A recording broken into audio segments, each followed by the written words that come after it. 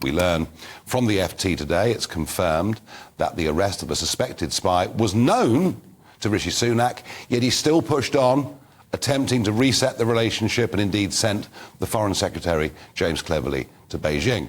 Some would argue, of course, we should always maintain negotiations, even with people that we disagree. But it does seem that our policy, our foreign policy with China, is at very best confused. I'm joined by Austin Williams, journalist and author on China, and a visiting research fellow at the XJTLU University in China. And I managed to pronounce that without getting it wrong. Austin, welcome Thanks. to the programme. Do you see why many of us are just utterly confused as to really what the British foreign policy position with China is? Well, absolutely. I mean, obviously spying has gone on for a long time. I just saw on a rival channel that the Hong Kong Chinese have just revealed that there was a US spy operating within America for the last 30 years. You know, and the spy balloon, if we remember that from the beginning of the year, China flying over America. Yep. So there's always been this kind of to and fro. It used to be Russia, but now China's really come into the fray. So I do think that there is something about doing business with those countries with whom it's sensible to do business. And since China is one of the major business partners to the UK, about 150 billion investment, I think, in the UK at the moment, then it would be foolish, I think, just to kind of withdraw or kind of bring down the Iron Curtain. I do take your point on spying. We've all been spying on each other forever. In fact, we're rather good at it, I think. It's one of our great national... Export industries, yeah. Well, it's one of our national characteristics that we are quite good at it. Although, you know, spies at the heart of Parliament, obviously very worrying indeed. Mm-hmm. And yet, Austin, the reason that I feel so strongly about this and about whether we can really trust China is what's happened in Hong Kong. You know, a very clear agreement, you know, one country, two systems, a deal, a legally binding deal, international treaty till 2047, and they've just torn up the book, haven't they? Yeah, but, you know, I mean, my starting point is that, you know, China is a one-party authoritarian state. What do you expect? No, I'm sorry. So I do think... So, I'm with you on... I'm sorry. I don't buy that argument. You know, they may well be that, but we only handed Hong Kong back on the promise and the protection of people in Hong Kong up until 2047, and we see media magnets, big and small. We see pro-democracy groups being locked up in prison, forced to leave. I'm a Democrat. I'm not a supporter of the Chinese state, so we'll put that on the table. Second thing is that we do have to remember, I mean, I know this might not sound as if I'm playing fair, but generally when Britain left Hong Kong, it set up an entire industry of democratic, mandates and systems in order, in some ways, to embarrass China when they came in, because they would have to either dismantle them or carry it out on Britain's behalf. So, you know, Britain's rule in Hong Kong wasn't exactly the fairest, and the Hong Kong police were fairly brutal. So, all that said, I completely agree with you. I mean, what's happening in Hong Kong is abysmal. The denial of all those kind of democratic rights which they have long enjoyed are now being taken away. That, you know, you can't walk down the street for fear of being kind of snatched and taken into Chinese mainland. So, I mean, all that is true. I do think it's an issue for the Hong Kong people to resolve. I don't know whether necessarily we have an ongoing liability other than bringing in Hong Kong refugees. If they're allowed to, but if suppression's on the level that it is, it's very difficult for them. Of course. I think to express their collective voice.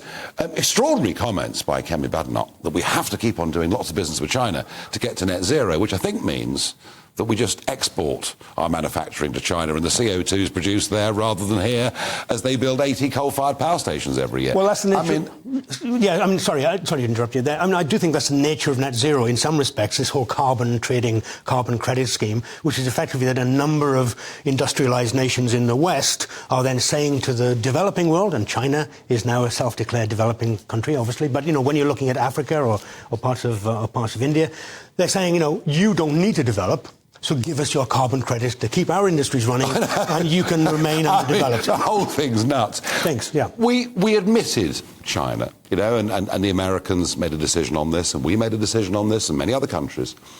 We thought if we let China into the WTO, if we allow them into the global trading club, which we did, that somehow that would liberalise, democratise China, and yet actually isn't the truth of it that under this particular president in the last decade, they've gone in the opposite direction to that.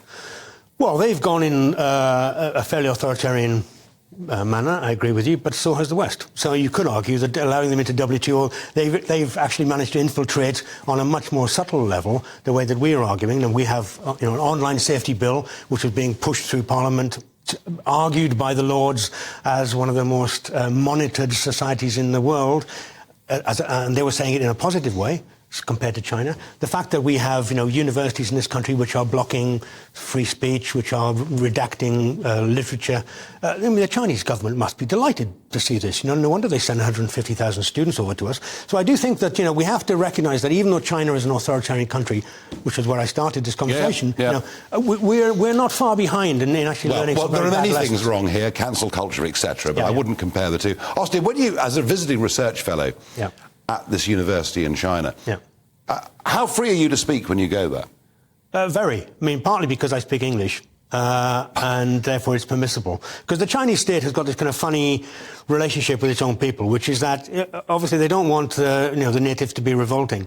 And if you are saying radical things in English in a bourgeois Shanghai wine bar, they don't think it's a problem. Ironically, I think it's probably more of a problem than they give it credit for. But if you're saying it in Xinjiang province, for example, then the clampdown happens there because they think that the ordinary people are going to be the ones that actually start the uprising. So, they are very much monitoring speech. They're monitoring what people do and say, but there are certain groups within society. I've had more free and open conversations, I would argue, with ordinary Chinese people than I've had in this country. But not with the Uyghurs? I've had a few with Uyghurs, because it's a complicated topic. Maybe we don't want to go there, but because Uyghurs are all over the country. So, I have met several. But I do think that the clampdown on the Uyghurs is one of the great crimes of the century. I completely okay. That is incredibly frank. And I'm fascinated that you're allowed to go back and forth from China if you express views like that. Final thought, what do you think, how should we set our foreign policy with China? I kind of think we have to be cautious. So, up until fairly recently, China was a major investor in our civil nuclear program, in our 5G technology. They are coming over to the AI conference in November. So I think there are certain kind of security issues which we would be sensible to have a view on. I think maybe kind of worrying about Chinese students coming to the country could be possibly if they're entering into those subject areas. But I think in general, Chinese people, in my humble opinion, in my experience, tend to be kind of very nice, ordinary people like everywhere else in the world. So we don't want to be kind of overly suspicious and increase the kind of a xenophobic approach to China. I think we need to kind of take as we find.